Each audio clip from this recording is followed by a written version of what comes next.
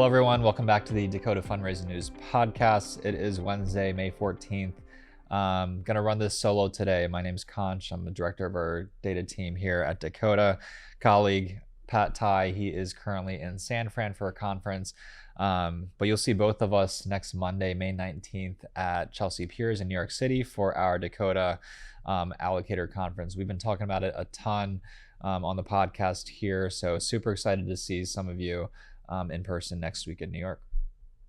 I'll go over our slate of events later at the end here, where you can meet Pat Ty, or founder Guy Costin, and some others abroad actually, and here locally as well. But before that, let's just get into the normal agenda here. I'll go over some job changes that have been happening recently in the industry, starting off with Jim Bethea. He is reportedly joining the West Virginia University Foundation as their CIO and VP of Investments. This is a lateral transition from the University of Iowa Center for Advancement. That's where he spent the past 15 years. Bethea will be succeeding Rick Kraish, taking over the portfolio of about $2.9 billion in endowment assets. Next up here, Karen Horn. The University of Richmond Spider Management is reportedly promoting Karen Horn Welch to CIO from a deputy position. This is effective July 1st of this year, assuming a role previously held by Spider President William McLean. And then lastly, here on the consultant side over at Aksia, Christopher Schelling is joining as managing director. He's going to be initially creating research and content for wealth, and then over time will actually be helping on some institutional relationships as well. He is currently a contributing columnist for Institutional Investor, and then most recently was managing director of private investments over at CapRock. All right, moving to some RA news now. If you're not subscribed to our newsletters, our editorial director, Matt Hurst, and our news team do an amazing job. We've been sending out newsletters every day. So all of this you can find in our newsletter and also in Dakota Marketplace. But just starting off with Sanctuary Wealth, they've recruited a $2 billion team coming over from UBS. They operate as 1280, that's 1280 Financial Partners. The team is located out in Miami, Fort Myers, Florida, and then Sandusky, Ohio, and Augusta, South Carolina as well. They're led by managing partners Tom Burt, Dwayne Oley, Charlie Todd, and John McGee. And then portfolio managers there include Brett Kinzel, John Perchaco, and Carol Powell, as well as Richard Allen Filippo, and then additional support staff there. So Sanctuary Wealth, we do talk about them a good amount here on the podcast. Big recruitment with 1280 partners over there. Next up, and Partners, they have recruited Geller Private Wealth from Ameriprise. That's a $650 million team in Long Island, led by Todd Geller, and then advisors on that team include Richard Rubin and Gerald Kirshner, reportedly producing about $5.2 million in revenue.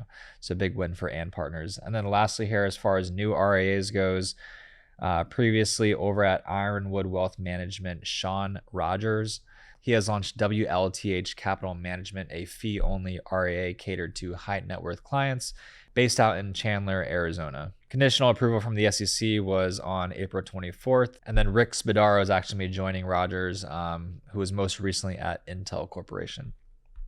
We're adding a ton of new RIAs every month to Dakota Marketplace. So if you're not up to speed on new accounts we've added, you can check that out in the platform right on the homepage, or talk to your customer success manager to learn more.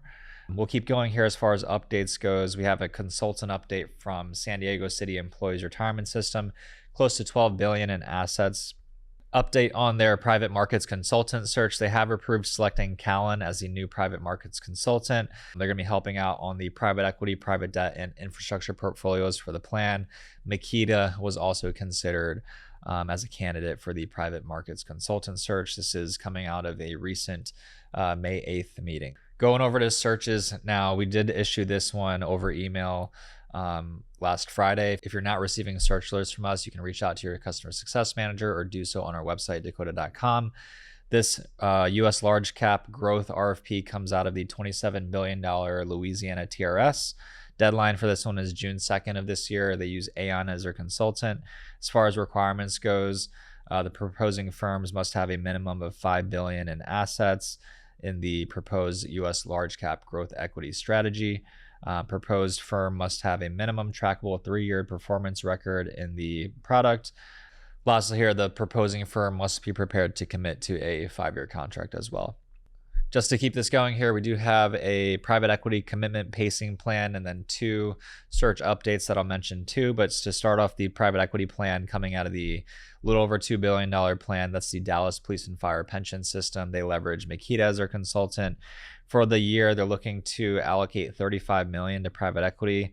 The split for that, you're looking at about $15 million to buyouts and then $20 million to secondaries. They have a 6% target allocation to private equity. Also at that same meeting for Dallas Police and Fire, just to disclose this as well, they recommended allocating $30 million to private credit, split between Golub Capital Direct Lending Fund and then the KKR Enhanced U.S. Direct Lending Fund, so $15 million to each there. It's a recommended commitment.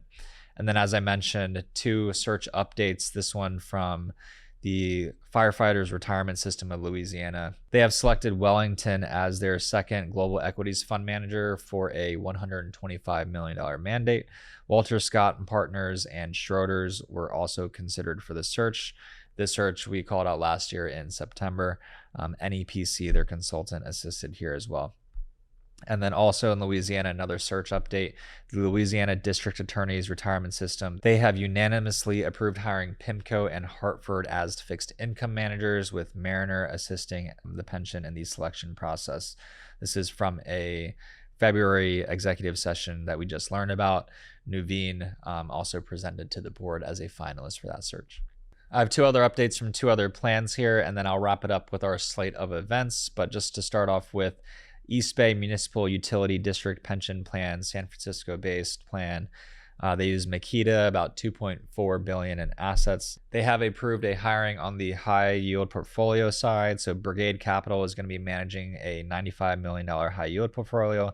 And then Aristotle, Pacific Capital, and Beach Point to manage $64 million each in bank loans.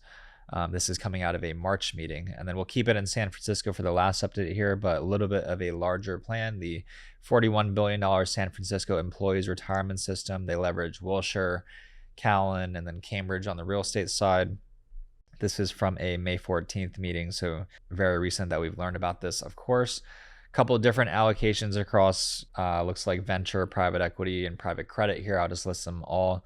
$40 million allocated to Peakspan Capital Growth Partners Fund 4, $75 million to Atlas Capital Resources Fund 5, HPS receiving $85 million in their private credit strategy. That's with HPS Investment Partners Fund 6, Mayfield Select Fund 3, a venture fund, receiving a $20 million allocation. Also in venture, Threshold Ventures 5 being awarded $35 million, and then 2 KLCP funds, both private credit, receiving combined $120 million there, $80 million going to the Domestic Fund 4, and then $40 million to the co-investment vehicle along Fund 4 there.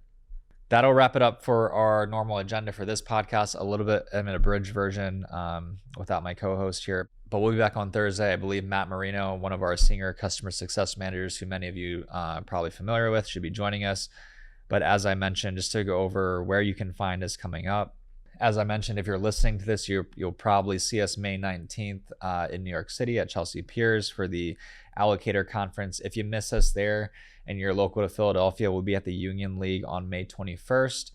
Berlin, you'll find Pat Tyre, head of product, our founder, Guy Costin, and our head of international, James Goodman, at the Bless Restaurant. And then in London as well at the Ham Yard Hotel on June 11th. So a little bit of a Euro tour there. Chicago will be back there June 24th at Morgan's on Fulton. Denver, July 17th over at the Clayton Hotel. And then Washington, D.C., July 21st at Hotel Washington. So a ton of fun places you can find us soon. More events to come, of course. We'll be back on Thursday. Thank you, guys.